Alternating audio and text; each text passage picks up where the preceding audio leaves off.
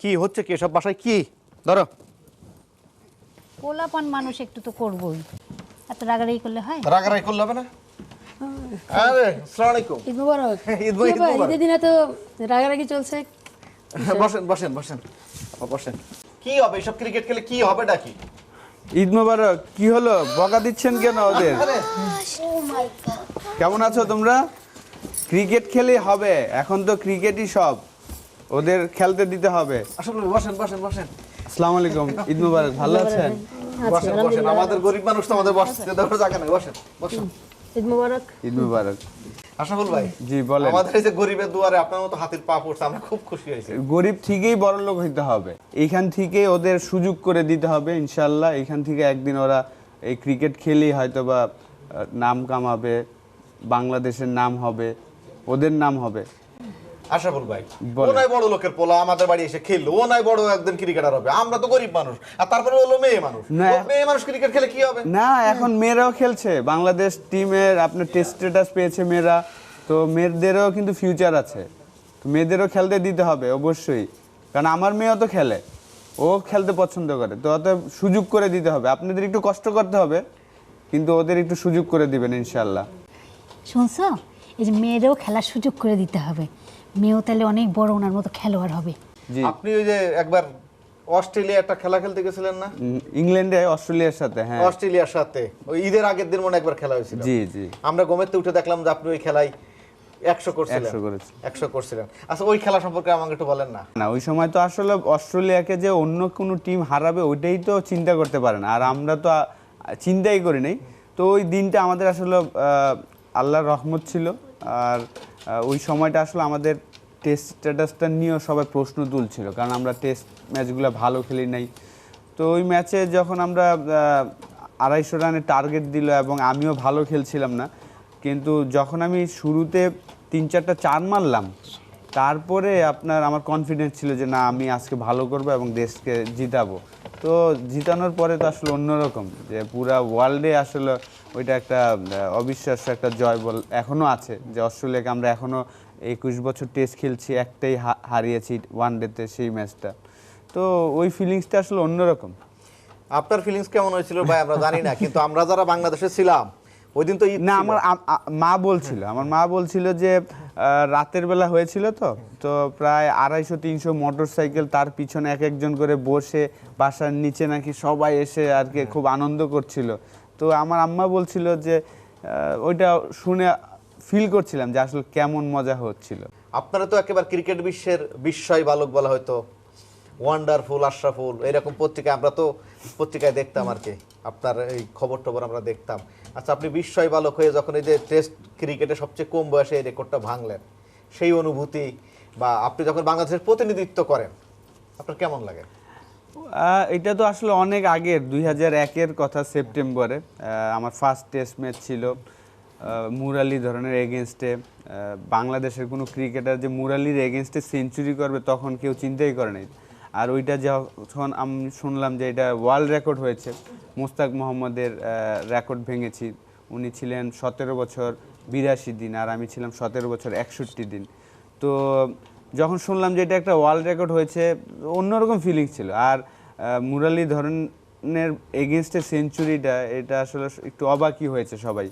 আর আমার জন্য একটা অ্যাডভান্টেজ ছিল, আমি যে একাডেমিতে বড় হয়েছিলাম, অঙ্কুর ক্রিকেটার্স, আমার কোচ ওয়াহিদুল গনি স্যার, ওনার ওই একাডেমিতে একটা ইব্রাহিম সাগর নামে একজন স্টুডেন্ট ছিল, ও দোসরা করতে পারতো, ওর বল খেলে খেলে আমার জন্য সহজ হয়েছিল মুরালি ধরনকে ফেস করাটা। তো ওইটা তো আসলে অন্যরকম, আমাকে যেমন এবং বাংলাদেশকেও কিন্তু একটা আলাদা পরিচয় করিয়েছেন, যেহেতু আমরা মাত্র নতুন টেস্ট স্ট্যাটাস পেয়েছি 2000 সালে, আর 2001-ই আমি ওয়ার্ল্ড রেকর্ড করেছি বাংলাদেশের হয়ে, সেকেন্ড সেঞ্চুরি বুলবুল ভাই করেছিল অভিষেক টেস্টে ইন্ডিয়ার সাথে। তো অন্যরকম ফিলিংস আসলে, এইটা নিয়ে এখনও যেখানে যাই মানুষ যে বলে এইটাই ভাল লাগে, আমার সাথে সাথে বাংলাদেশের নামটাও আছে সেখানে। তো আমার বিশ্বাস যে আমার এই রেকর্ডটা হয়তো আমাদের দেশেরই কেউ ভাঙবে ইনশাল্লাহ, এইটা আমি বিশ্বাস করি। গরিবের দুয়ারে হাতির পা, গরিবের দুয়ারে হাতির পা। আরে আশরাফুল ভাই না? হ্যাঁ, ওই যে মেসির সাথে যে আপনি ফুটবল খেলেন না, ওরে সর্বনাশ, বিরাট খেলা কিন্তু সারা ফাইন লাগে। উনি যখন বল নিয়ে এরকম দৌড় মারে না, সেই ভালো লাগে। আপনাদের ব্যাকি গুলো ফাইন জানেন। এই ক্রিকেট খেলায় বাকি লাগে? আচ্ছা, ক্রিকেট খেলা ব্যাকি লাগে না? ও তারপরে যে ধারাভাষ্যকাররা বলে এই আশরাফুল সাহেব এখন বল নিয়ে দৌড় দিলেন, বল চলে গেল সীমানার বাইরে, গোল। বল সেই আশরাফুল ভাই না আমাদের বলেন। আরে সীমানার বাইরে গেলে ক্রিকেটে গোল হয় না, তাই? সার হয় সার। ওই যে তাহলে যে নেপ্রিয়ে যে দৌড় করে ফুট ফুট করে যে দৌড়ে যে নেপ্রিয়ে যে ওনাকে ক্রিকেট খেলা, ওটা কি সমস্যা? আর ওটা আম্পায়ার করাই শোন, ওসব বাদ দে, তুই এখন কি কাজে আছিস তাই কর। আমি অনেক ঝামেলার মধ্যে আছি, এজন্য তো সপ্তাহে 3-4 বের আসা লাগে। সেই কি ঝামেলা ঝামেলাটা কি? তুই আগে ঝামেলাটা কর। বাসায় মেহমান আইছে, একজন এমপি আছে, আর সকলের মতো এমপি। ঠিক আছে আসসালামু আলাইকুম, ভালো আছেন? ভালো আছেন? আরে ঈদ মোবারক, ঈদ মোবারক। বই বাসায় দুইজন গেস্ট, তুই আইছি তোর ওই বোর পেটি করার কি নিয়ে? এই ঝামেলার কথা এখনই বলতেছি। ওই যে যৌতুকে নিয়েছিলাম বিয়ে করে, কথায় কথায় ঝাড়ি মারে, হার মেনেছে নায়িকার গো, মেকআপ লাগে কিলো কিলো, যৌতুক নিয়েছি বিয়ে করে। এই, বই ওরে 4-5টা শালি কেমনে আমি বলছি, এই 4-5টা শালি সপ্তাহে সপ্তাহে আসলি, দাদারে ডেটিং মারতে কত লাগে বলো, জীবন গেল।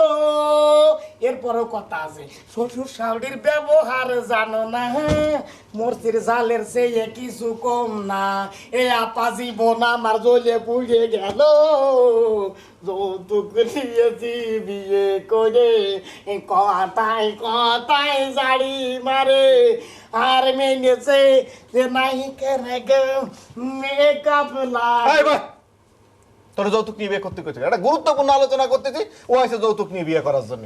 যৌতুক নেওয়াটা তো একটি অপরাধ। তো এটা একসময় খুবই প্রকটতা ছিল, সময়ের সাথে এটা একটু কমে এসছে এবং এটা যৌতুক নিয়োগ আইনও হয়েছে। তো এটি আমাদের যার যার অবস্থান থেকে, যার যার এলাকা থেকে এটাকে সচেতনতা বাড়াতে হবে। আচ্ছা, এই যে ছোটবেলা থেকে যে আপনি মাত্র 17 বছর বয়সে এত বিখ্যাত তখনকার যুগে তাদের সাথে খেলছেন, চাপ নেননি, একটা রেকর্ড গড়লেন, এই যে আপনার মানে এই বেড়ে ওঠাটা, তারপরে এই যে আপনার যে একটা শক্ত মন মানসিকতা, এইভাবে কিভাবে গড়ে উঠছে? এটা তো আসলে অন্যরকম। আমরা যখন শুরু করি, আমি যখন শুরু করি তখন তো বাংলাদেশ টেস্ট স্ট্যাটাস পায় না, আমরা আইসিসি লেভেলে খেলি। তারপরেও আমার এই ক্রিকেটটাই ভালো লাগতো। আর আমার খালাতো ভাই ক্রিকেট খেলতেন, আফজাল আহমেদ পনির ভাই, উনি 2nd ডিভিশন পর্যন্ত খেলেছেন। তো উনি সবসময় বলতো যে তুমি কম্পিটিশনটা করবা সচিন টেন্ডুলকার, লারা, ওদের নিয়ে, কখনোই চিন্তা করবা না যে জাভেদ ভাই, ওপি ভাই, বিদ্যুৎ ভাই, যেহেতু আমি ওপেনার ছিলাম, ওদের নিয়ে চিন্তা করবা না যে ওদের সাথে আমার ফাইট করতে হবে ওদের সাথে। তাইলে তুমি যদি বড় স্বপ্ন দেখো তাহলে কিছু একটা করতে পারবা। আর আমার রোল মডেল ছিল বুলবুল ভাই, সবসময় ওনারা ফলো করতাম। আমরা যখন বঙ্গবন্ধু স্টেডিয়ামে প্র্যাকটিস করতাম, ইন্টারন্যাশনাল খেলা হতো, আমি কিন্তু বল বয়ও ছিলাম। 98 থেকে 2000 সাল পর্যন্ত ওই যে মাঠের চারপাশে বসে বসে বল টুকিয়ে দিতাম খেলা হলে। ওই সব জিনিস দেখে দেখে শিখেছি। তো একটা জিনিস আমার সবসময় মনের মধ্যে ছিল যে আমি ভয় পাবো না, যত বড় বলারই হোক, যত বড় টিমই হোক, বড় মানুষ হোক, আমি ভয় পাবো না। আমি আমার সাহস দেখে খেলাবো, সাহস দেখাবো, আমি আমার ন্যাচারাল খেলাটা খেলবো, এই চিন্তাটা আমার মধ্যে সবসময় ছিল। ছোটবেলায় থেকে মাঠে আসা যাওয়া করতেন, কখনো কি গার্লস স্কুল বা গার্লস কলেজের সামনে দাঁড়ানোর সুযোগ হয়েছে? না, ওইভাবে হয়নি, কারণ আমি একদম ক্লাস 7 থেকে শুরু করে ক্রিকেটের জন্য একদম প্র্যাকটিস শুরু করেছি। ওই যে শুরু করেছি, এখনও খেলছি, এখনও আর কি ওইভাবে কখনো দাঁড়ানো হয়নি। না। আচ্ছা, জীবনে প্রথম প্রেমের অফার পাইছেন? অফার পেয়েছি প্রচুর, এটাও ঠিক, কিন্তু আমার সবসময় ধ্যান জ্ঞান ছিল ক্রিকেট, এখনও আছে। যদিও আমি বিয়ে করেছি, আমার 2টা সন্তান আছে, একটা মেয়ে 5 বছরের, একটা ছেলে 1 বছরের, আরিবা এবং আদভি। তো কিন্তু এখনও আমার ফার্স্ট লাভ আমি ক্রিকেটই বলি, কারণ আমি এখনও আবার দেশের হয়ে খেলতে চাই। রিটায়ার্ডের আগে একবার হলেও যেন আমি খেলতে পারি, সেই চেষ্টাই করে যাচ্ছি। আচ্ছা, কাকে বেশি ভালোবাসেন, বউকে না ক্রিকেটকে?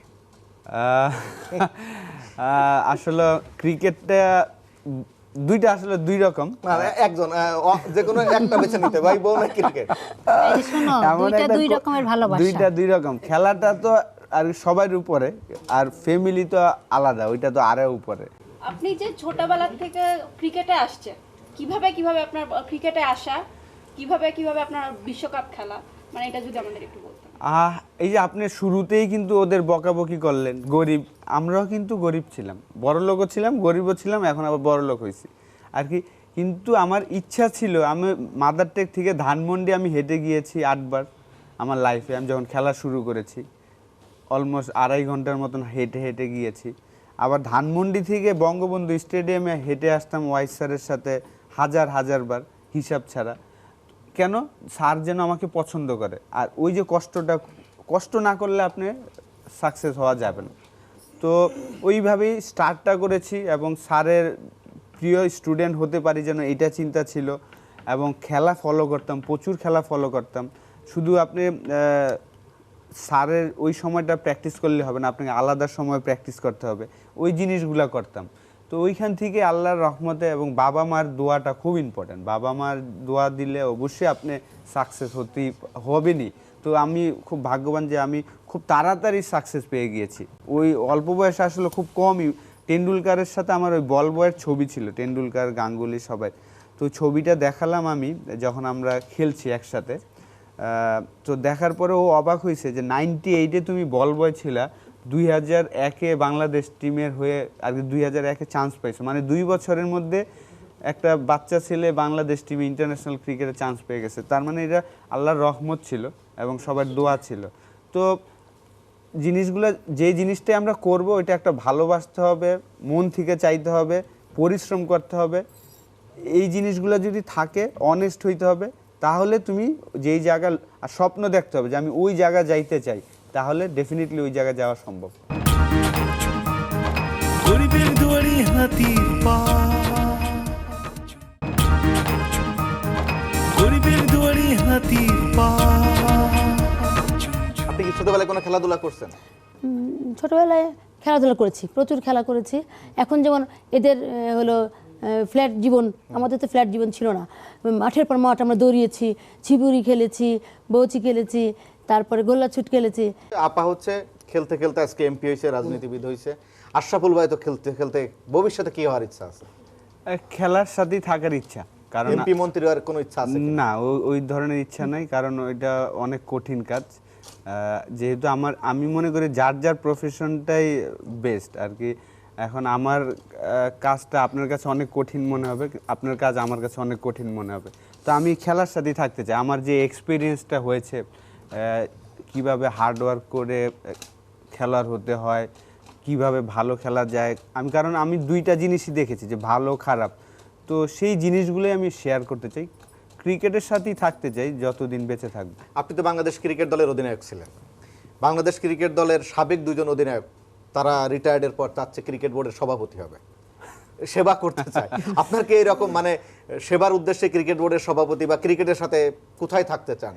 সেটাই, ক্রিকেটের জন্য যা যা করার, যেই জায়গায় আর কি যেতে পারবো সেই জায়গায় যদি যাইতে পারি আমার সমস্যা নেই। আমি আসলে ক্রিকেটের সাথেই থাকতে চাই। আচ্ছা, খেলা বাদে আর কি, মানে আর কি পছন্দ? সিনেমা দেখা, গান? হ্যাঁ, টিভি দেখতে খুবই পছন্দ করি। মুভি তো আমি একই মুভি 10-12 বার দেখি, তো আমার ফিলিংসটা সেম মনে হয় যে আমি এখনই নতুন দেখছি এরকম। তো আমার বাসা থেকে বলে যে এইটা তো তুমি 100 বার মনে হয় দেখছো। আমি তাতে কি এখন এর থেকে ভালো কিছু পাচ্ছি না, তো এটাই দেখতে হবে আমার। আচ্ছা, বাংলাদেশের কোন নায়িকার মুভি 2-3 বারের বেশি দেখছে? আমি পুরানো মুভি সবগুলা, আগে যে আপনার টিভিতে, যেমন আমি গাড়িতে উঠলে রেডিও শুনি, কারণ রেডিওতে প্রচুর ভ্যারাইটিস গান শোনা হয়। অনেকে কিন্তু রেডিও শোনে, কিন্তু আমার এইটা পছন্দ একদম প্রথম থেকেই। টিভিতে আমি জাস্ট পুরানো মুভিগুলা যে ওগুলা দেখা হয়। আচ্ছা, আপনারা যদি বাংলা চলচ্চিত্রের নায়ক বানানো হয়, কারে নায়িকা, আপনার নায়িকা আপনার পছন্দ আপনি নিতে পারবেন, বলেন কাকে নায়িকা নেবেন? ওই কাজটা আমি আসলে করতে চাই না, নায়ক হতে চাই না। কারণ বললাম না যে আমি ক্রিকেটের মানুষ, ক্রিকেটের মানে একেবারে ক্রিকেটকে ভালোবাসেন, ক্রিকেটকে ভালোবাসেন বলে আমরা সাধারণ একটা নাটক করেছিলাম, তো ওইটার এক্সপেরিয়েন্স থেকেই মনে হয়েছে যে আর ওই জায়গায় যাওয়া উচিত না। আপনার খেলা তো আমরা মাঠে দেখছি, একেবারে আপনার হাত ধরে বাংলাদেশ অনেক জয়লাভ করছে, আমরা আনন্দ পাইছি। আপনি একটা গান শুনে আমাদেরকে একটু আনন্দ দিবেন। হ্যাঁ, আমি এটা আসলে জানি আর কি, আমার ভাল লাগে আর কি, আমি সবসময় এই গানটা গেয়ে থাকি। ওই আমি তো এক সাধারণ একজন, অতি সাধারণ এই মন, অথচ আমার ভালোবাসা অসাধারণ। ও বন্ধুরে একবার ছুঁয়ে দেখো ইচ্ছেগুলোকে। আমরা যখন ট্যুরে যেতাম, ট্যুরে গেলে আর কি শুরুর দিকে 2001 থেকে মাশরাফি তো আমার 6 মাস পরে সুযোগ পেয়েছে, তো তারপরে থেকে আমরা সিঙ্গেল রুমই থাকি আর কি। যখন আমরা ইন্টারন্যাশনাল ট্যুরগুলো করি আমাদের সিঙ্গেল রুম দেওয়া হয়, কিন্তু মাশরাফি তার রুমে লাগেজ রেখে আমার রুমে এসে আমরা দুইজন 2 বেডরুম বিছনা থাকতো দুইটা, আমরা দুইজন থাকতাম আর প্রচুর গান শোনা। আমরা দুইজন খুবই, আমরা না দুইজন না পুরো টিমই, আমরা যখন একটা ট্যুরে যাই তখন আমরা গান বলেন নাটক বলেন এগুলো আমরা খুব মিস করি আর কি, দেখি। তো আমাদের ফানটা ওইটাই থাকে। এটা আমার ফেভারিট, গুড় আর মুড়ি খুবই ফেভারিট আমার। আসতে পারেন, ওই যে ওই শুনলে আমার ওই খাবে। হ্যাঁ হ্যাঁ, না সবাই আশরাফুল আজকে ভাই, আমরা সবাই শেয়ার করব। আশরাফুল ভাই, আমরা তো গরিব মানুষ, বোঝেনি, আমরাই টেলার্স সেলাই করে চলি, জান আমাদের ওরকম সামর্থ্য নাই যে আপনাদের মতো দুইজন বড় মানুষ আমাদের বাড়ি আসছেন। এইটাই আলহামদুলিল্লাহ।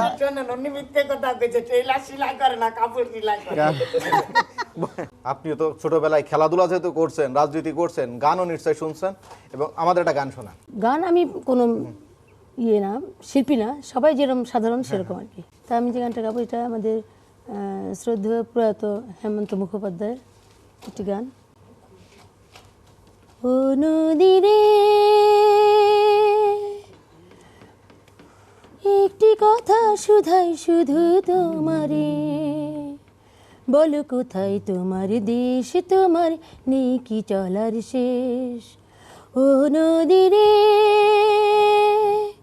তোমার কোনো বাঁধন নাই, তুমি ঘর ছাড়া কি তাই, এই আছো ভাটায় আবার এই আছো এই দেখি জোয়ারে, বলো কোথায় তোমার দেশ, তোমার নেই কি চলার শেষ। ও নদী রে। আমরা চাই আপনাদের চলার পথ শেষ হবে না, তবে এই টেলার্স মাস্টার হওয়ার কিন্তু আমার ইচ্ছা ছিল না, কারণ আমার ছোটবেলায় আমার একটা রোগ ছিল।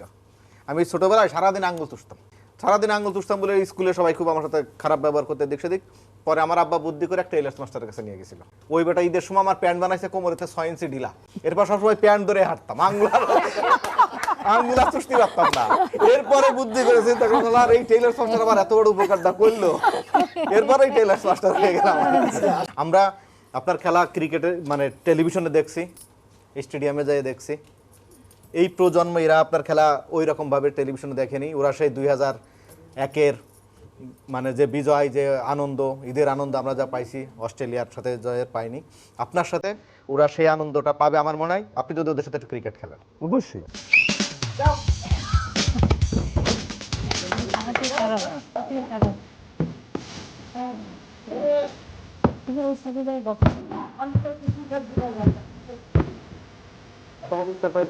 Okay.